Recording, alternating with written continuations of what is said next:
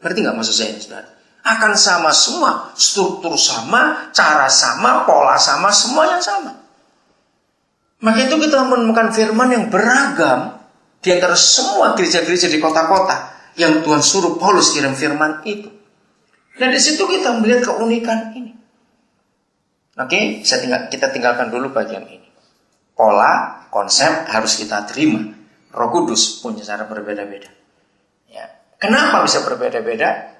Yaitu tadi, walaupun kakak beradik kandung, begitu dia jadi suami atau jadi istri, nggak bisa sama dengan apa yang dididikan oleh orang tuanya.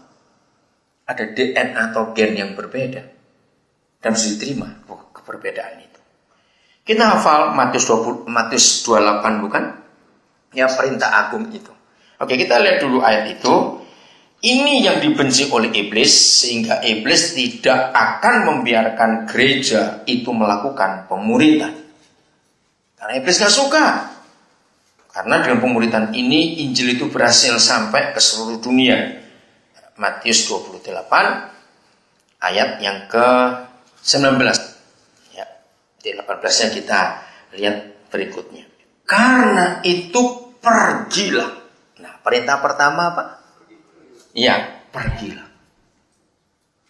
Nah, dari sini kita menemukan kesalahan kita. Maaf ya saudara, bukan buat kaget, tapi harus kaget memang. Saya pernah menghitung, walaupun mungkin tidak akurat. Tapi ini yang mengagetkan. 70% yang dibuat oleh gereja itu nggak ada di Alkitab. Mengerikan bukan? 70%. Yang kita buat itu nggak ada di Alkitab. Nah, salah satunya ini yang ditulis kita nggak lakukan. Contoh yang paling baik. Hari-hari ini semakin jelas gereja melanggar mutlak 100% perintah pergilah.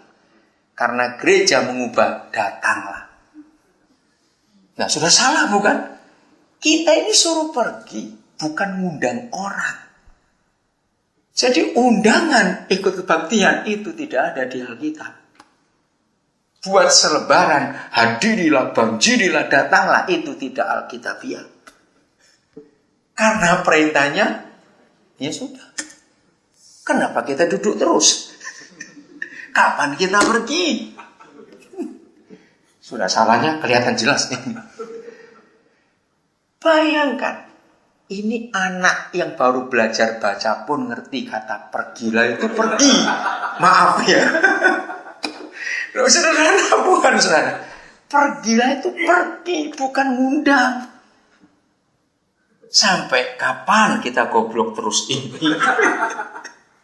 Perintahnya pergilah, kok kita merubah datanglah? Tidak bisa. Kita harus datang ke tempat mereka. Istilah bisnis jemput bola. Tahu kata itu? Nah, mengapa marketing bisnis berhasil? Karena mereka pakai ayat ini. Pergilah. Mereka datangin, saudara. Kenapa CNI hebat? MW hebat? Tahu kata-kata ini ya? Tianxi hebat. Karena mereka pakai kata pergilah. Kenapa orang-orang asuransi hebat? Karena mereka pakai kata pergilah. Kita yang harus datang. Tahun 94 saya ikut seminar yang dipimpin oleh Brother Andrew. Kalau saya pernah dengar nama ini, penyelidik Alkitab pengebat dosa tua. Masih hidup sampai hari ini. Ya. Dia datang ke Tawangmangu buat acara. Betul-betul membuat kami tersentak. Brother Andrew berkata begini, gereja sekarang aneh. Anehnya di mana? Bawa alat musik lengkap, sound system ke pinggir pantai. Nah, main musik, jala yang harus untuk menjala ikan itu nggak diterjunkan ke air, tapi dipasang seperti net volley.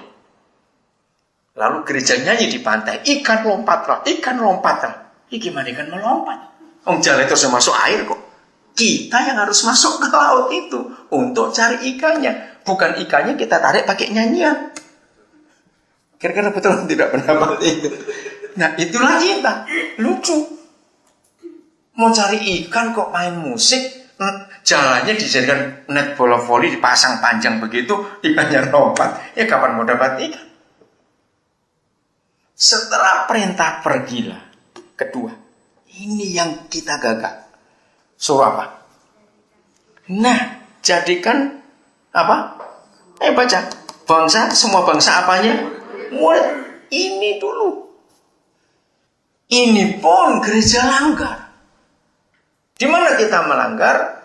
Sudah nggak pergi, suruh datang. Lalu yang datang suruh jadi anggota gereja, bukan jadi murid. Langsung pakai formulir, suruh isi.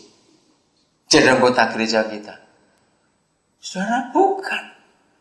Sebelum mereka jadi anggota gereja, muridkan dulu. Baru setelah itu baptis. Ini yang ketiga. Nah, lihat, Tuhan Yesus memberikan perbedaan. Setelah kata murid, itu perintah kedua. Lihat ayat 20-nya. Ada kata apa? Ajarlah. Beda, saudara. Gereja menggunakan perintah keberapa ajar itu ketiga atau keempat, hitung sendiri ya. Kata perintah ajarlah diberikan di awal. Ada kelas-kelas katekisasi. Tahu kata itu bukan? Nah, ini kebalik. Kalau Tuhan Yesus menggunakan dua kata kerja yang kelihatannya sama, coba renungkan. Antara muridkan dan ajarlah. Secara gampang, itu kan sama. Murid itu ya belajar. Belajar itu ya murid. Ternyata tidak. Mengapa Tuhan Yesus memberikan istilahnya spasi, jarak? Antara murid harus dibaptis dulu, baru diajar. Kalau Tuhan Yesus menyebutkan ini dua yang berbeda, apalagi ada satu bagian di tengah-tengahnya, gereja harus ikut juga. Nah, kita sekarang melihat, saudara, ketika saya lagi capek juga tahun-tahun itu ya, 80-an lalu capek. Ngundang orang belajar pemuritan, saya itu pakai suruh beli buku berapa banyak. Enggak jadi semua. Jadi apa yang saya ngomong tadi, situ saya alami. Stres semua. Saya jadi marah-marah pada yang saya pimpin. Sampai acaranya diundang di rumah makan supaya datang. Cuma makan saja itu goblok lagi. Maaf jangan marah, saya ngomongin mau pakai cara apa lagi, saya juga tidak tahu sudah. Bagaimana ini? Akhirnya suatu hari saya lupa tahun 80 berapa. Maka itu pakai metode ini, Roh Kudus itu luar biasa. Saya tanya, Papa berilah saya satu ayat saja. Apa sih yang disebut pemuritan itu? Apalagi zaman itu fotokopi masih mahal tahun 80-an. Itu masih fotokopi banyak-banyak itu. Pelajaran pemuritan. Yang pertama, kedua, ketiga. Disuruh misi-misi semuanya itu. Halo, sudah capek semua. Beri saya satu ayat saja, Papa. Apa sih konsep pemuritan itu? Saya kaget. Sejak itu saya berubah. Ternyata memuridkan orang itu nggak bisa sambil duduk, baca buku, ngisi sawapan. Tidak bisa. Itu bukan pemuritan. Dan kita hampir semua gereja menggabungkan antara memuridkan dan mengajar, itu digabungkan. Nggak bisa, ini beda. Mari kita lihat. Inilah ayat yang mengagetkan saya. Awal 80-an itu. Apa itu memuridkan? Maka itu kenapa saya bisa bicara bahwa ini keluarga. Galatia 4:19. Saya kaget. Oh, ini pantas kita semua gagal. Ternyata kita merubah total konsep memuridkan yang sangat mendasar. Sejak itu saya berkata, setan kamu kalah. Kamu gak bisa menipu lagi. Karena kamu bisa ketemu kebenaran ini. Ini memuridkan sebelum mengajar. Hai anak-anakku. Ini Paulus berkata. Karena kamu aku menderita sakit bersalin lagi. Sampai rupa Kristus menjadi nyata di dalam kamu. Saya bersyukur Roh Kudus itu kalau mengajar saya, dia itu teliti, suruh menemukan kata-kata kunci, tanda-tanda baca. Perhatikan itu, ingat ya Matius 5:18